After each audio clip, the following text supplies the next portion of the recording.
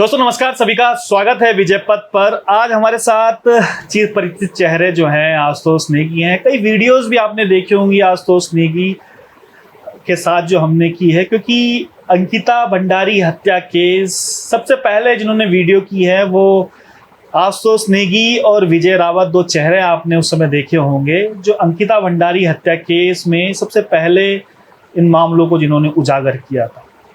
उसके बाद जो बात आगे बढ़ी, आशुतोष नेगी, क्योंकि अंकिता इनकी जो गांव है उनकी वहीं की लड़की थी, एक अभिभावक बन के सुप्रीम कोर्ट, हाई कोर्ट तक वो लड़ाई लड़ते गए। उसके बीच इनकी गिरफ्तारी हुई। गिरफ्तारी होने के बाद ये नेशनल मुद्दा बना। बड़े बड़े पत्रकार जो थे उन्होंने ट्वीट किया इनके कि भाई इस प्रकार की गिरफ्तारी कैसे हो सकती है पत्रकार की। और उसके बाद आशुतोष नेगी उत्तराखंड क्रांति दल से चुनाव लड़े। चुनाव में हालांकि बहुत अच्छे वोट नहीं पड़े इनको, उसके पीछे भी बहुत सारे सवाल हैं कि क्या कुछ रहा है, किस वजह से वोट नहीं पड़े हैं, वहाँ के समीकरण क्या कुछ रहे हैं। हमारे पास भी बहुत सारे सवाल हैं आशुतोष भाई के लिए। आशुतोष भाई से तो पुराना परिचय है ही अपना, लगातार देखें। आशुतोष भाई तो बहुत स्वागत है आपका। धन्यवाद। उत्तराखंड क्रांति दल चुनाव लड़े और एक कहा जाता है उत्तराखंड क्रांति दल जो है भारतीय जनता पार्टी से पहले की भी पार्टी है। क्या समझ में आया कि उत्तराखंड क्रांति दल से एकदम से चुनाव लड़ लिए? क्योंकि बहुत सारे सवाल आपके बाद उसके ऊपर उठे कि भाई अंकिता भंडारी हत्या केस जो सुप्रीम कोर्ट, हाई कोर्ट की लड़ाई लड़ रहे थे, क्या इसलिए लड़ रहे थे कि चुनाव आपको लड़ना था? खैर आगे इन और सवालों को पूछूंगा, लेकिन पहला सवाल यही है कि उत्तराखंड क्रांति दल क्यों चुना आपने, जो जिसका एक पार्षद भी कभी जीत के नहीं आया। और उत्तराखंड क्रांति दल, अब आपको जो वोट पड़े हैं शायद आपकी समझ में भी आ गया होगा कि क्यों लोग कहते हैं। देखिए, ऐसा है कि उत्तराखंड क्रांति दल ने इस प्रदेश का निर्माण करवाया है, तो ये तो अकाट्य तथ्य है।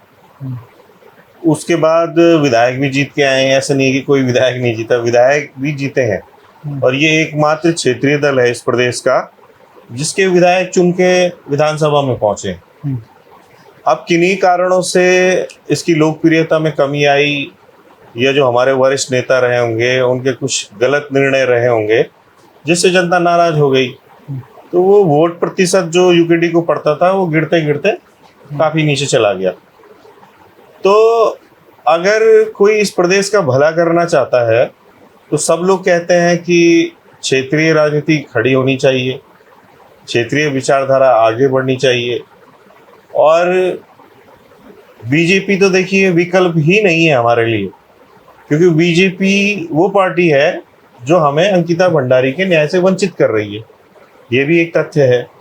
तो बीजेपी के पक्ष में जाने का तो कोई सवाल पैदा नहीं होता है।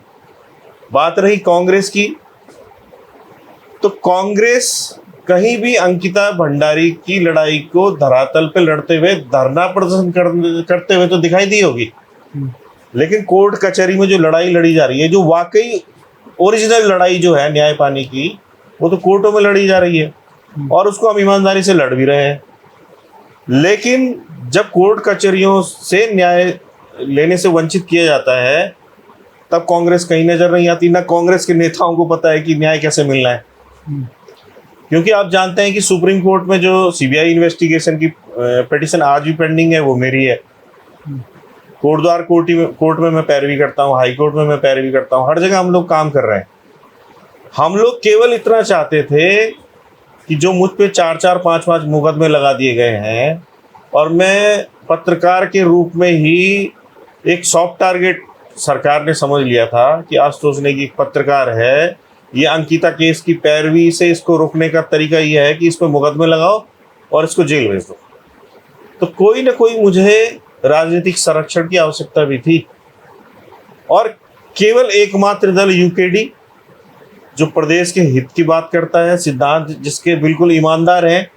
बेशक मैं मानता हूं कि कुछ जो वरिष्ठ नेता है वो कहीं ना कहीं उन्होंने बेईमानी की है जनता के साथ, और इस वजह से लोग नाराज हैं। तो मेरे दल का चुनाव बिल्कुल सही है, उसमें कोई गड़बड़ नहीं है। अब जो बीच में कुछ वरिष्ठ नेताओं ने जो धोखाधड़ी की है जनता के साथ, उसका खामियाजा हम भी भुगत रहे हैं। चलिए, लेकिन सवाल ये है आशु भाई, लेकिन दल का चुनाव में गलत नहीं मानता। आशु भाई, सवाल ये है कि आपने अंकिता भंडारी हत्या केस, लोगों की संतावना भी थी अंकिता के साथ, आपने हाई कोर्ट सुप्रीम कोर्ट की लड़ाई लड़ी, इसमें कोई दो राय नहीं है कि आशुतोष नेगी आज भी दिखता है जो अंकिता के अभिभावक के साथ आशुतोष नेगी एक चेहरा हमेशा खड़ा नजर आता है। लेकिन सवाल यह है कि क्या ये चेहरा इसलिए नजर आ रहा था कि आशुतोष नेगी चुनाव लड़े? आज आप, मैं भाषणों में भी देख रहा था कई आपकी, आपने अंकिता का जिक्र हर जगह किया। क्या अंकिता एक मुद्दा था कि आप चुनाव लड़ रहे हो? क्या अंकिता की लड़ाई इसलिए लड़ी जा रही थी कि आशुतोष नेगी को सांसद बनना था? देखिए, अंकिता भंडारी का जो मुद्दा है वो तो हम राष्ट्रीय अंतर्राष्ट्रीय स्तर पर पहुंचा ही चुके हैं। अगर ये इस लोकसभा में चुनाव का मुद्दा था तो कहीं ना कहीं इसमें आपकी हमारी सबकी भूमिका है। जिस तरह से हमने इस मामले को उठाया, जो अपराधी हैं वो गिरफ्तार हैं, उनको सजा की ओर हम ले जा रहे हैं। वीआईपी के नाम का हमने खुलासा कर दिया है। हालांकि उस नाम के खुलासे के बाद और रेणु बिष्ट का नाम जिस तरह से आया है रिजॉर्ट तोड़ने में, वो सब चीज तो हो ही रहा है। जी जी जी, चुनाव लड़ने की क्या आवश्यकता? चुनाव लड़ने की आवश्यकता इसलिए है कि बिना जन समर्थन के किसी भी बड़े लक्ष्य को हासिल नहीं किया जा सकता। जन समर्थन तो था ही साथ में देखिए, वो सोशल मीडिया का समर्थन अलग बात होती है, जो भीड़ चंद दिनों के लिए आती है वो अलग बात होती है। एक जो वोट बैंक आपके पास आता है, अब चाहे मेरे पास अब 4561 वोट हो, लेकिन वो अंकिता भंडारी के नाम पर एक ईमानदार वोट मेरे पास है, जिनको ना तो मैंने पैसा दिया, न जिनको मैंने चाय पिलाई। बहुत ही ईमानदार वोट जो कि किसी प्रलोभन में नहीं आए, राष्ट्रीय दलों के किसी भी प्रलोभन में नहीं आए। 4561 लोग, उन लोगों का जन समर्थन वो मुझे हासिल हो चुका है। और मुझे उस समर्थन की आवश्यकता थी क्योंकि सरकार जिस तरह से मुझे घेर रही थी, जिस तरह से 5 मुकदमे मुझ पर लगा दिए गए हैं। तो ये कह रहे थे कि भाई आप गोदियाल का साथ देते।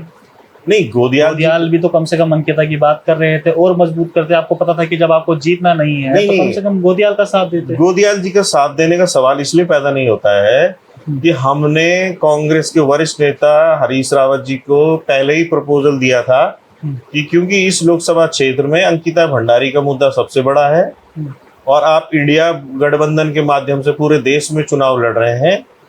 इंडिया गठबंधन के अंदर अंकिता भंडारी की मां एक चेहरा हो इस लोकसभा सीट से और सभी लोग समर्थन करेंगे।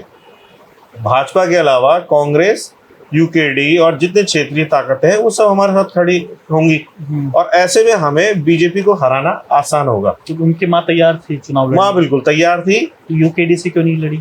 यूकेडी से आशुतोष नहीं? आप सुन लीजिए पूरी बात, मैं उसी पे आ रहा हूँ।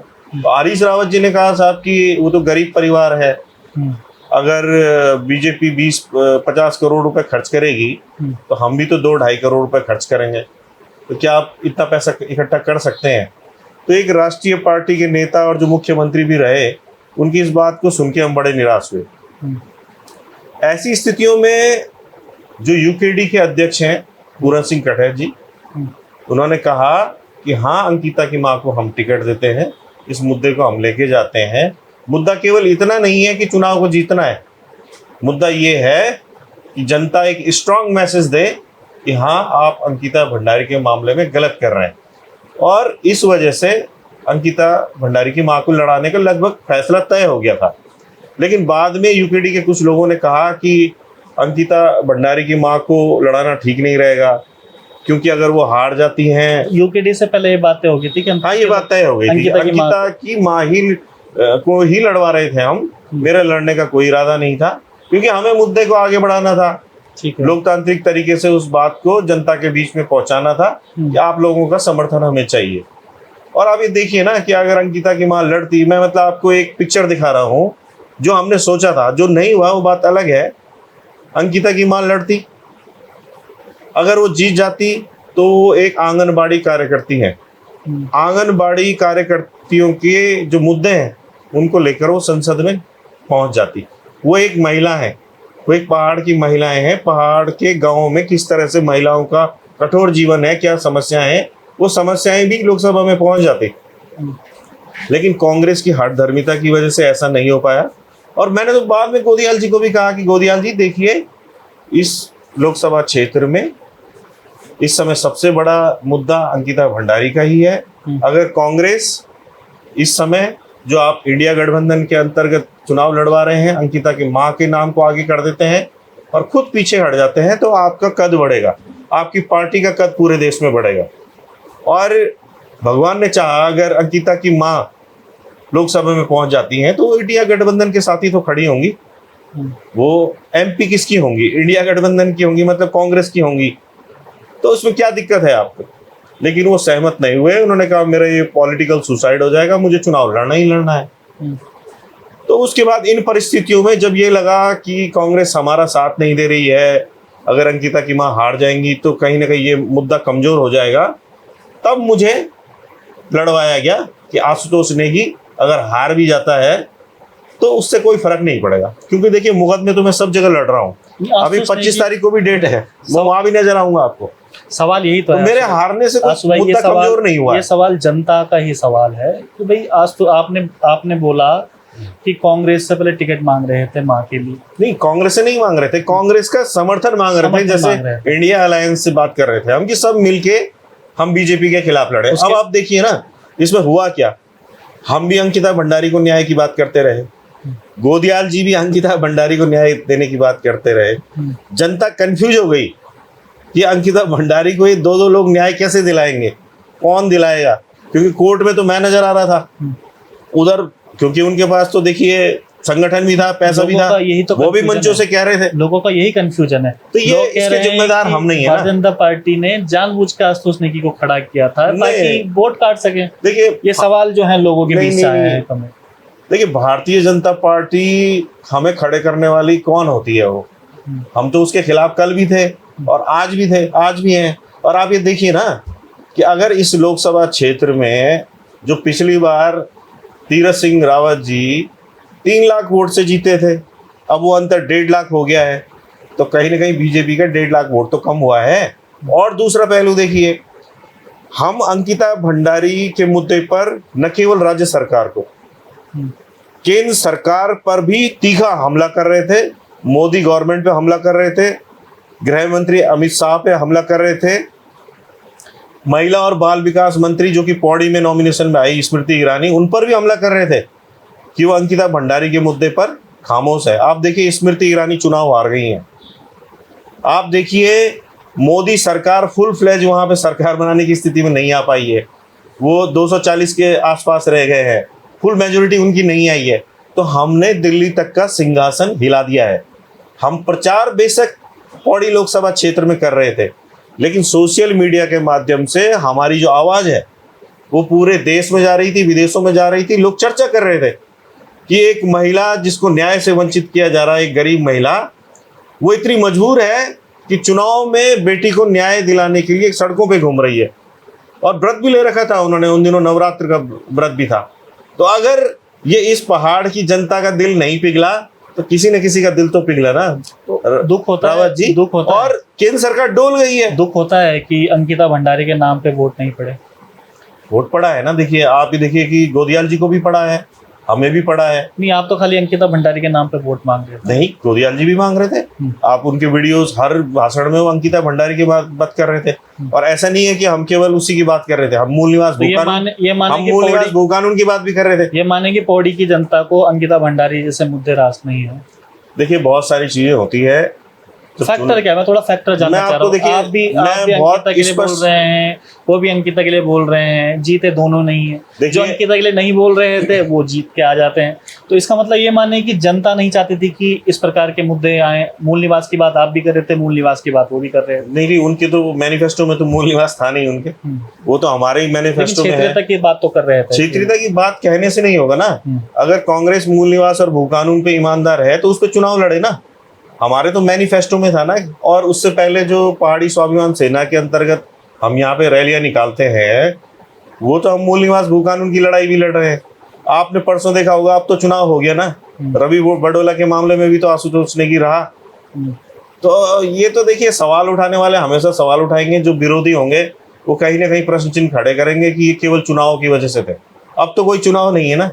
रवि बडोला के लिए भी हम मैदान में उतरे।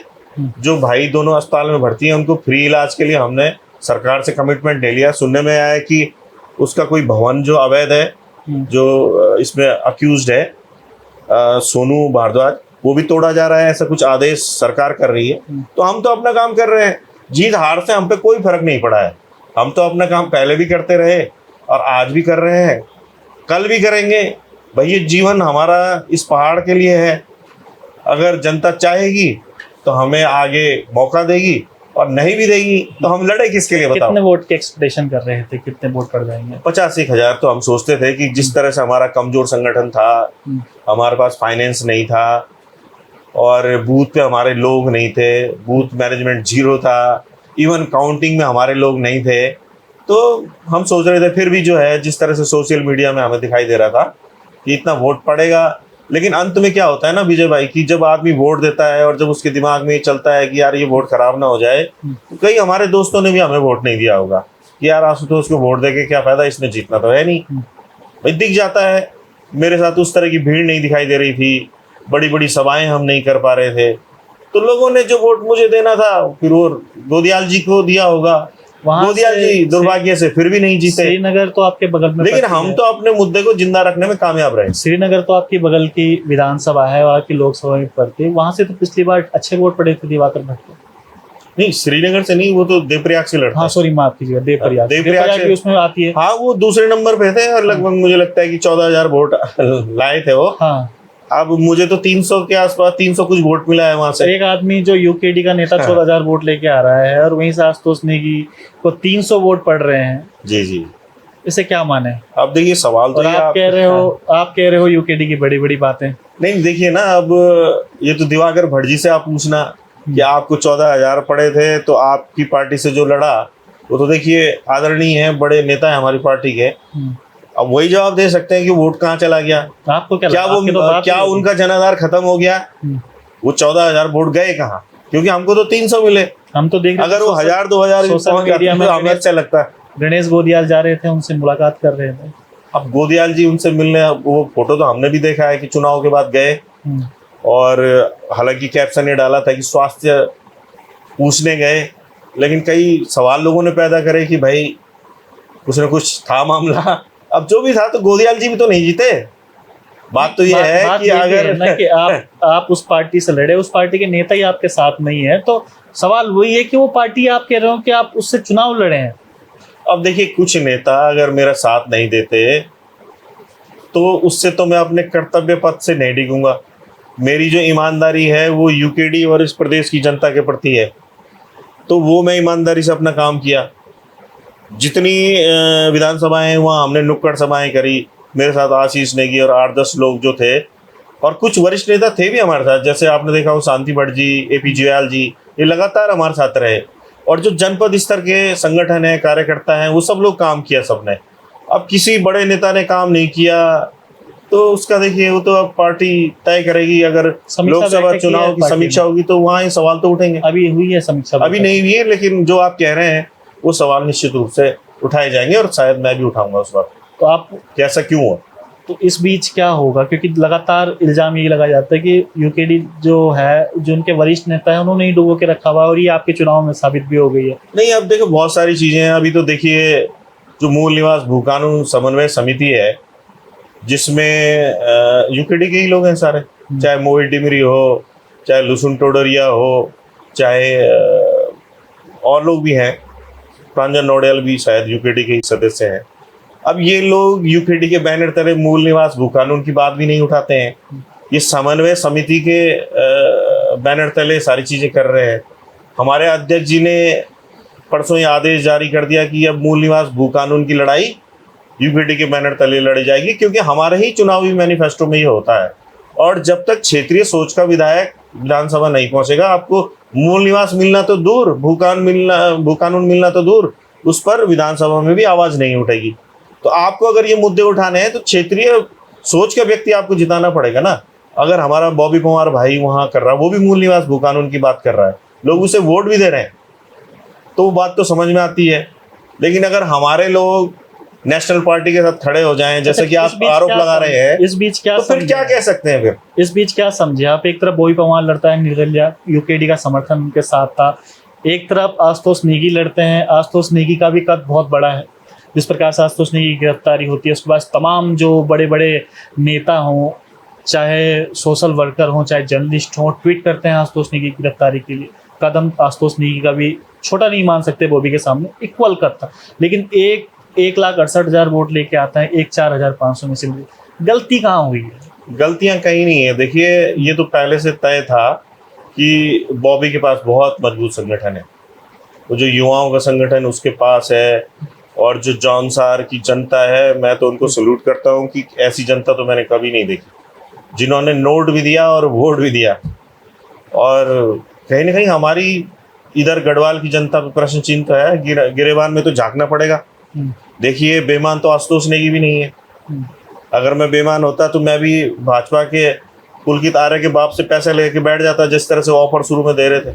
बेईमान तो मैं आज भी नहीं हूँ, मैं भी कांग्रेस के ऑफर लेके बैठ जाता। जैसा आप कह ही रहे कि गोदियाल जी के ऑफर तो थे ही मेरे लिए, सुनने में आया कि 10-20 लाख रुपए हमको भी मिल जाते। तो क्या आप मुझे बेईमान बनाना चाहते हैं कि मैं बेईमान बन के बैठ जाऊं, पैसा लेके बैठ जाऊं? मैं आपके लिए लड़ रहा हूं, एक कमजोर पार्टी से लड़ रहा हूं, तो क्या ये मेरा अपराध है? क्या पैसा मुझे बुरा लगता है? अगर फिर भी ऐसा लोग कुछ सोचते हैं तो इसका मैं क्या कर सकता हूं, बताइए।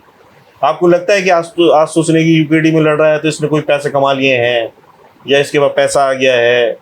कहाँ से मुझे कोई लाभ? मैं तो संघर्ष का ही दौर झेल रहा हूँ। मेरी वाइफ का ट्रांसफर हुआ, हाई कोर्ट में मुकदमे झेल रहा हूँ। लेकिन प्रश्न चिन्ह तो लग रहे हैं ना कि आशुतोष नेगी को उस जनता ने हीरो बनाया और उस जनता ने फिर जीरो भी बना दिया वोट ना देकर। नहीं, मैं तो देखिए जीरो नहीं मानता अपने को। आप नहीं माने, 5,000 लोगों ने तो वोट दिया। अगर आप नहीं माने तो अलग बात है, मैं साथ को प्रमाणिक जरूरत नहीं होती है। मैं ये कह सकता हूँ ना कि मैं तो 4,561 लोगों का नेता हूँ। भाई, उनका तो विश्वास में नहीं तोड़ सकता ना।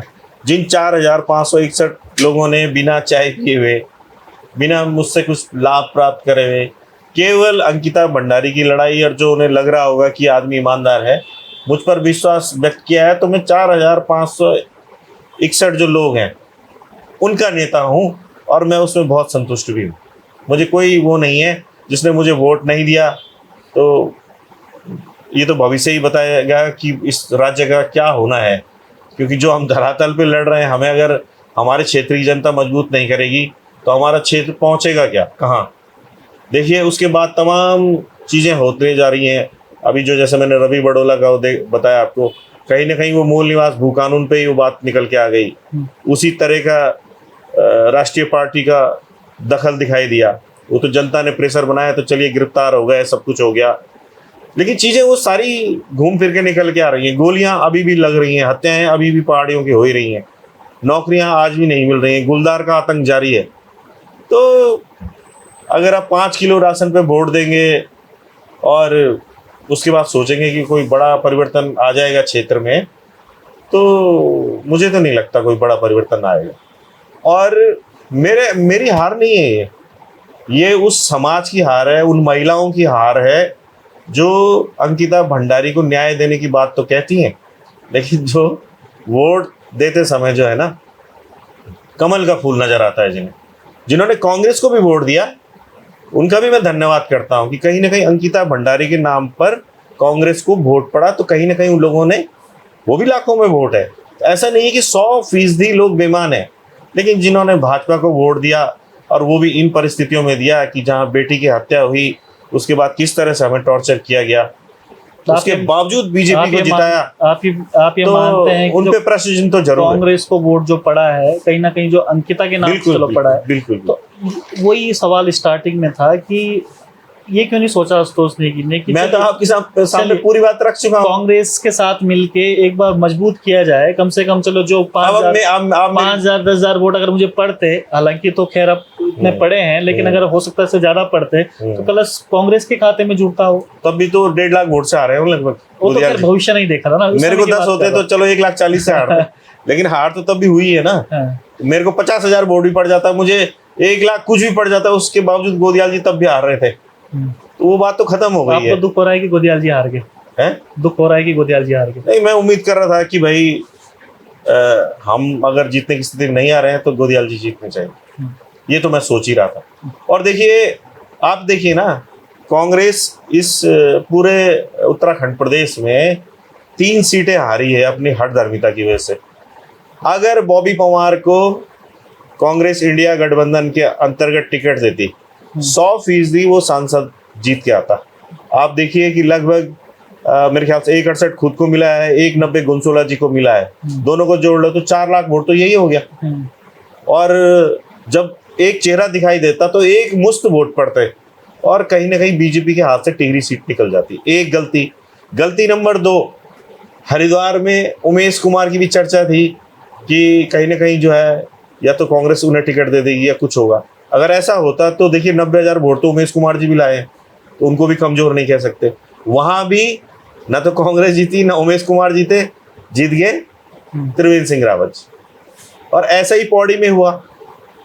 अगर अंकिता भंडारी की मां के नाम पर सहमति बना ली जाती, मैंने गोदियाल जी को यह भी कहा था कि गोदियाल जी आप कह रहे हैं कि मेरे पास पैसा नहीं है चुनाव लड़ने को, पैसा भी गया, नंगी दिखाया और तिमला तिमला खाता। गढ़वाली भी कहते हैं कि नंगे के नंगे दिखाई दे और तिमले के तिमले गिर गए। मतलब कुर्ता इस तरह का था कि आपने यूं पकड़ा था, उनको बचाना था तो वो उठा लिया तो नीचे से नंगे दिखाई दिए। पैसे भी गए कांग्रेस के, जीते भी नहीं। हमारा क्या नुकसान हुआ? हमारे पास पैसे तो थे नहीं भाई, हमारे पास तो विचार थे और उन विचारों के हिसाब से बहुत ईमानदार वोट मिला हुआ है। मैं तो बहुत ही ज्यादा संतुष्ट हूँ। और किसी को दुख हो रहा है तो वोट दे देता ना फिर आशुतोष नेगी को। इस बीच मानते हैं कि जो आप लड़ाई लड़ रहे थे अंकिता भंडारी, अब वो कमजोर हुई है? बिल्कुल कमजोर नहीं है, लोगों ने बिल्कुल कमजोर नहीं है। वोट में कन्वर्ट नहीं। कौन लोग कह रहे हो, कौन लोग हैं जिन्होंने हमें वोट नहीं दिया? वही तो कह रहे होंगे। लेकिन जिन्होंने हमें वोट दिया है 4,561 लोगों ने, और जिन्होंने गोदियाल जी को वोट दिया है के साथ खड़े नहीं है। 50% से ज्यादा आबादी आज भी खड़ी है और केंद्र सरकार डोल गई है। मोदी गवर्नमेंट का पता नहीं है कि कितने दिन तक रहेगी, कब चंद्रबाबू नायडू और नीतीश कुमार कुर्सी खींच लेंगे। तो हम तो सफल हो गए भाई। केंद्र सरकार की भी तो भूमिका थी हमें न्याय से वंचित करने में। गृह मंत्री का कोई बयान नहीं, मोदी जी तमाम बार आए, कभी अंकिता भंडारी का नाम नहीं लिया। स्मृति ईरानी को तो तत्काल दंड दे दिया है जनता ने। तो हमारी तो बहुत सारी सफलताएं हैं। और हमने खोया क्या? हमारे पास पैसा हमारा खर्च हुआ नहीं। हमने अपनी बात जनता के बीच मजबूती से रखी, लोगों ने जितना आशीर्वाद हमें दे सकते थे दिया, और हमारी लड़ाई तो देखिए और मजबूत हुई है। अब 25 तारीख को फिर से डेट है, मैं फिर नजर आऊँगा, ठीक है। और अब यूकेडी के कार्यकर्ता भी मेरे साथ नजर आएंगे। हम अपने संगठन को मजबूत करेंगे। यूकेडी में संगठन को मजबूत करने की बात कर रहे हैं, लेकिन ऐसे चेहरे जैसे मैंने आपको उदाहरण भी दिया भी जो आपके साथ खड़े हैं, तो इनसे कैसे डील करेंगे? देखिए ये तो बहुत सोचनीय विषय है कि जो पार्टी में रहकर भी पार्टी के खिलाफ काम कर रहे हैं, वो कहते हैं ना कि एक ऐसा दोस्त होता है जिसको आपको लगता तो दोस्त है लेकिन वो दुश्मन होता है। तो ये तो दुश्मन से भी ज्यादा है। तो इस तरह के वायरस तो देखिए पार्टी से निकालने ही पड़ेंगे। मैं तो ऊपर ही बात जरूर अध्यक्ष जी से कहूंगा कि वायरस हमें नहीं चाहिए, हमें साफ सुथरे लोग चाहिए जो ईमानदारी से काम करें। लेकिन यूकेडी का ये इतिहास रहा है कि जो जो यूकेडी में पनपने की कोशिश किया है उसको यूकेडी ने या तो बाहर किया है नहीं, या तो राजनीतिक कैरियर खत्म नहीं। देखिए अगर आशुतोष नेगी को यूकेडी से बाहर कर दिया जाता है और इन्हीं लोगों के द्वारा करवाया जाता है, तो मैं ये बताता हूँ आपको कि आज की डेट में आशुतोष नेगी भी कोई अकेला नहीं है। जो यूकेडी का पूरा संगठन है, जो ईमानदार दिल से जुड़े हुए, वो सड़कों पर उतर जाएंगे। मैं किसी अध्यक्ष पद की डिमांड नहीं कर रहा हूँ, ना मुझे यूकेडी का अध्यक्ष बनना है। मैं ईमानदारी से काम कर रहा हूँ और उसके बावजूद अगर कुछ लोग इस तरह की साजिश करके मुझे पार्टी से बाहर निकालने की कोशिश करेंगे तो कार्यकर्ता दंडित जरूर करेगा। फिर कार्यकर्ता छोड़ेगा नहीं, फिर मैं बता दूंगा आपको। आगे क्या विचार है? अब काफी देखिए मैं तो ईमानदारी से काम करूंगा। नगर पालिका के भी चुनाव आ रहे हैं, नगर निगम निकाय जो चुनाव आ रहे हैं, उसका पंचायत के भी चुनाव हैं। आशुतोष नेगी एक बार फिर से दम दिखाएंगे कि क्या? नहीं, मैं देखिए मेरा कोई छोटे चुनाव लड़ने का कोई मकसद नहीं है। मेरा जो मकसद था लोकसभा चुनाव के माध्यम से एक बड़ा मैसेज राज्य ही नहीं देश के स्तर पर देने का था, वो मैं दे चुका। केंद्र सरकार डोल चुकी, मैं सफल हो चुका। मुझे आगे संगठन के लिए काम करना है। विधानसभा चुनाव 2027 में होगा, तब देखा जाएगा। अगर मैं पौड़ी से लड़ना चाहता हूं तो अभी रिजर्व है, वो ओपन होती है नहीं होती है तो तब देखेंगे। लेकिन फिलहाल जो नगर निगम या त्रिस्तरीय चुनाव होंगे, हमारे जो भी लोग जहां भी लड़ेंगे वहां हम लोग पूरे मेहनत के साथ काम करेंगे। अभी कल हमारी ढालवाला ऋषिकेश में जो वहाँ निकाय चुनाव होने हैं उनको लेकर एक बड़ी बैठक है। मैं कल वहाँ जा रहा हूँ, वहाँ पे हम अपने लोगों को जोड़ेंगे। वहाँ पे बहुत अच्छा संगठन है हमारे पास है। अगर कुछ पार्षद जीत के आ जाते हैं तो वो भी हमारे लिए सफलता है। बद्रीनाथ चुनाव हो रहे हैं, वहाँ भी जाएंगे, अपनी बात को रखेंगे। लोगों से हम कम इतना तो बोलेंगे कि भाई वो राजेंद्र भंडारी जो ना तो मैं तो उनको कहूंगा कि वो एक राजनीतिक वैश्य है, राजनीतिक वैश्य है वो, जिसका कोई धर्म ईमान नहीं है। वो आज कांग्रेस की है, कल वो भाजपा की है, तो जनता की वो कहाँ है? और हम तो जनता के कल भी थे, आज भी थे, हमने कोई बेईमानी जनता के साथ की? आप बताइए। तो एक बार अपनी पार्टी को वोट दीजिए, यूकेडी को वोट दीजिए, फिर देखिए हम एक भी विधायक हमारा जीत के आता है तो हम किस तरह से क्रांति लाते हैं। आपको कहीं ना कहीं एक आदमी तो यूकेडी का जिताना पड़ेगा, लेकिन इतिहास हम मेहनत तो करेंगे। अब देखिए इतिहास से हमने सबक सीखा है। राजनीति वैसे की जो आपने वही लोग तो हैं, वही उन्हीं लोगों की तो बात कर रहे हैं आप, जिन लोगों ने इस बार इतना वोट पाते हुए भी यूकेडी के लिए काम नहीं किया। तो वो तो आज भी अपना काम कर रहे हैं, वो लोग तो चिन्हित हो चुके हैं पहले ही। तो एक तरह से जनता ने उन्हें साइडलाइन कर दिया है, वो लोग साइडलाइन है। और जो अच्छे लोग हैं वो काम करेंगे, मेहनत करेंगे, ईमानदारी से काम करेंगे, तो कहीं ना कहीं पार्टी आगे बढ़ेगी, छोटे चुनाव जीतेगी, पार्षद जीतेगी, कहीं कोई नगर पालिका अध्यक्ष बन जाता है तो बहुत अच्छी बात है, विधायक तो हमारे लिए बहुत बड़ी चीज है। मैं ये गारंटी देता हूं कि अगर अगले चुनाव में 2027 के चुनाव में जिस तरह से मैं सोच रहा हूं, जिस तरह का परिदृश्य दिखाई दे रहा है, यूकेडी 1-2 सीटें लाने की स्थिति में हम लाएंगे। अभी हम आपको ये नहीं बता सकते कि किस विधानसभा से ला पाएंगे, लेकिन हम 1-2 सीटों पर बहुत मेहनत जरूर करेंगे। अब वो कौन सी सीटें होंगी वो समय बताएगा। और मुझे ये भी उम्मीद है कि बॉबी पंवार स्वयं तो जीतेगा ही जीतेगा, वो आसपास की कुछ सीटें लेके भी आएगा। तो बॉबी पंवार अगर कुछ सीटें लाता है, 1-2 सीटें हम लाते हैं, तो कहीं ना कहीं हम क्षेत्रीय राजनीति को खड़ा कर सकते हैं। कहीं ना कहीं मूल निवास भू कानून की आवाज़ विधानसभा तक पहुंचा सकते हैं। भर्ती घोटालों पर विधानसभा में आवाज़ हो सकती है। भाई शुरुआती दौर में तो ऐसा ही होगा ना। अब हम ये तो नहीं कह सकते कि 27 में क्षेत्रीय पूरी सरकार ही आ जाए। अगर 5-6 विधायक भी आ गए, या 5-6 नहीं आए, 2-3 भी आए, चलो हम भी नहीं जीते, बॉबी ही जीत गया, तो एक बॉबी भी बहुत है ना लड़ने के लिए। तो हम तो पॉजिटिव हैं और पॉजिटिव रहेंगे। चलिए उम्मीद करते हैं कि आशुतोष नेगी भाई जिस प्रकार से पॉजिटिव हैं उस प्रकार से पॉजिटिव रहे, उस प्रकार की उम्मीद कर रहे हैं, तो भगवान करे साकार भी हो, क्योंकि क्षेत्रीय दल का होना बहुत जरूरी है। वो हमने देखा भी है कि क्षेत्रीय दल के मजबूत ना होने से कितना घाटा उत्तराखंड को हुआ है। लेकिन इस बीच जो तमाम सवाल आशुतोष नेगी के लिए उठ रहे थे कि आशुतोष नेगी क्यों चुनाव लड़े, आशुतोष नेगी क्या ये अंकिता भंडारी हत्या केस जो है, जो इसको इंसाफ दिलाने की बात है, क्या वो कहीं ना कहीं इंसाफ कमजोर होता हुआ नजर आ रहा, तमाम प्रकार के सवाल थे। आज हमने आशुतोष नेगी से पूछे, आशुतोष नेगी भाई ने भी बड़े बेबाकी से जवाब दिए। हालांकि जो यूकेडी के नेता जिस प्रकार से गोल मटोल घुमा देते हैं, और वो बात नहीं रही। अभी नए नए यूकेडी के नेता बने। बहुत बहुत धन्यवाद। गोल मटोल तो मैं कभी भी नहीं रहूंगा, बिल्कुल डायरेक्ट जवाब दिया। स्पष्टवादी हमेशा ही रहूंगा। स्पष्टवादी जो जैसा है वैसा है। अगर अपने नेता खराब है तो खराब है, स्पष्ट इन्होंने बोला है। और उन नेता को भी सुधरना चाहिए। तो खैर पार्टी की बात है कि पार्टी क्या कुछ करती है उन नेताओं के, क्योंकि स्पष्ट सबको नजर आ रहा है। तो फिलहाल इतना ही, बने रहिएगा विजय पथ न्यूज पर। बहुत बहुत धन्यवाद आप सभी का।